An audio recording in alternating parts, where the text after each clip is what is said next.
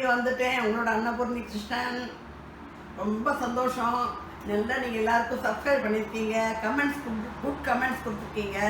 ரொம்ப ரொம்ப ரொம்ப சந்தோஷம். மறுபடியும் உங்களோட ஆதரவு எனக்கு எப்பொழுதும் வேணும். எப்பொழுதும் என்கரேஜ் பண்ணிட்டே இருக்கும். என்ன உங்களோட என்கரேஜ்மெண்ட் தான் எனக்கு ஒரு உந்துதலாக இருக்கும்.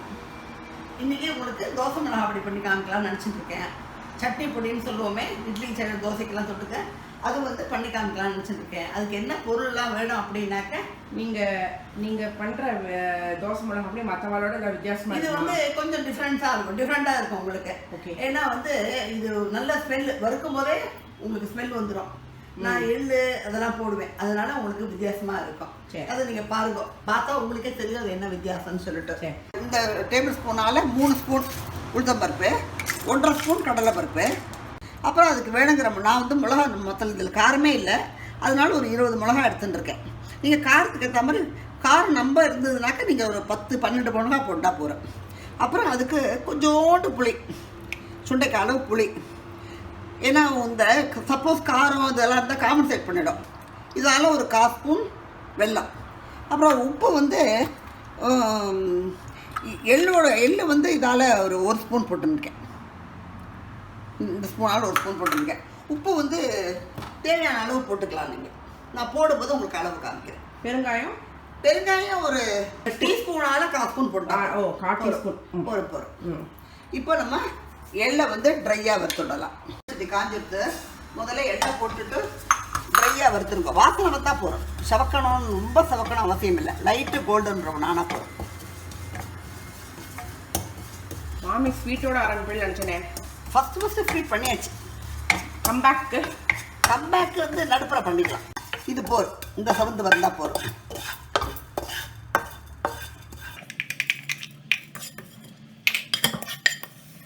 வெறுமா அப்படியே பொரிஞ்சு எடுத்தியா? ஆமாம், குண்டு கூட பொரிஞ்சுட்டு.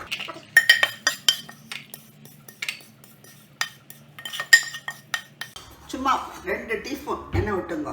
இன்னும் இந்த சாமான்லாம், இந்த கடலைப்பருப்பு உளுத்தம்பருப்பெல்லாம் மூங்கணும், அதுக்காகத்தான். டீஸ்பூனா? ஆமாம், டீஸ்பூன். 2 ஸ்பூன் போகிறோம், அதுக்கு மேலே வேண்டாம். ஒன்றுனா வைக்கணுமா? இல்லை, அப்படி இல்லை. கொஞ்சம் கடலைப்பருப்பு போட்டுட்டு ஒரு 2-3 நிமிஷம் கழிச்சு, ஏன்னா உளுத்தம்பருப்புக்கு ரொம்ப தேவைப்படாது. கடலைப்பருப்பு கொஞ்சம் இது ஜாஸ்தி அழுத்தம். இப்போ நீங்கள் உளுத்தம்பருப்பு போட்டுக்கோங்க. உளுத்தம்பருப்பு போட்டுக்கலாம்.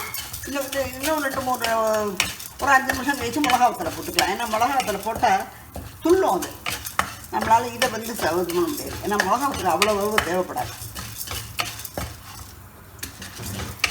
இது வந்து தோசை மிளகா அப்படியா? ஆமாம், தோசை மிளகா அப்படி.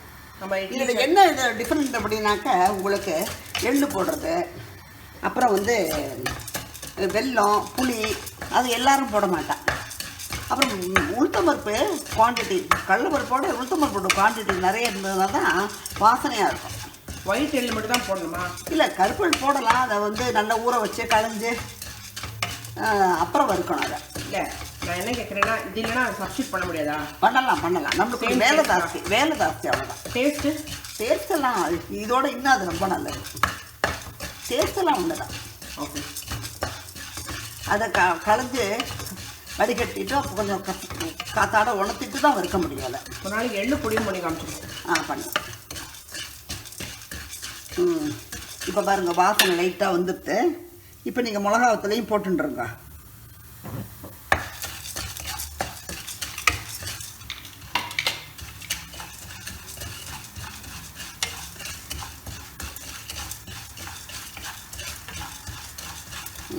இப்போ மிளகாவத்தில் போட்டுருங்க.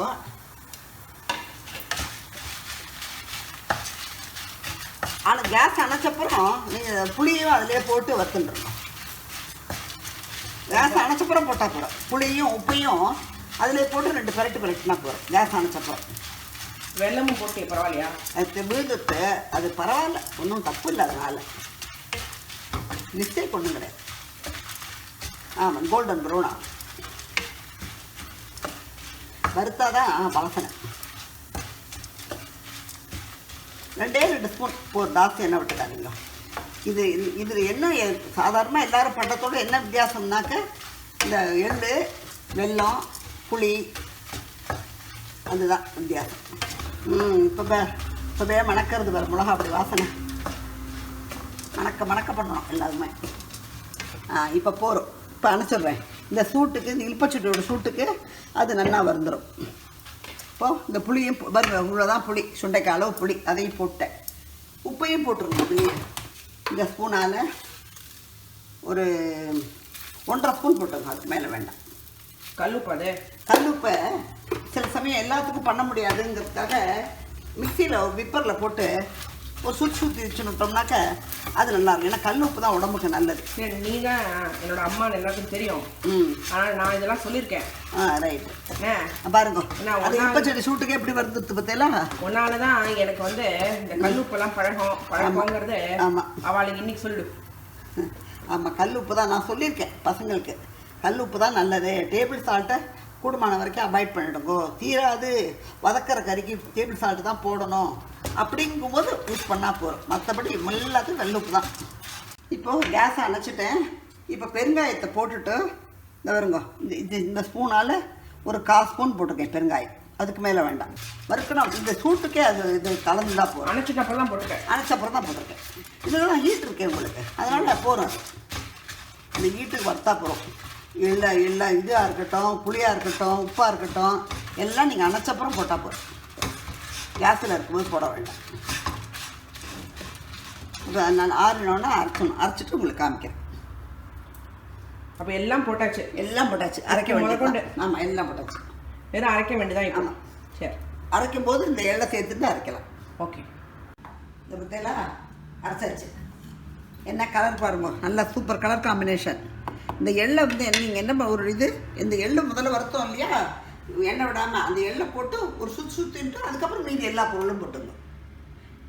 ஏன்னா எள்ளு வந்து சமயம் இதோட போடும்போது அரைப்படாத போயிடும். அதனால் எல்லாம் ஒரு சுற்றிட்டு மீதி எல்லா பொருளையும் போட்டுருக்கோம். Super colour combination. இவ்வளோ கோர்ஸாக அரைக்கணுமா?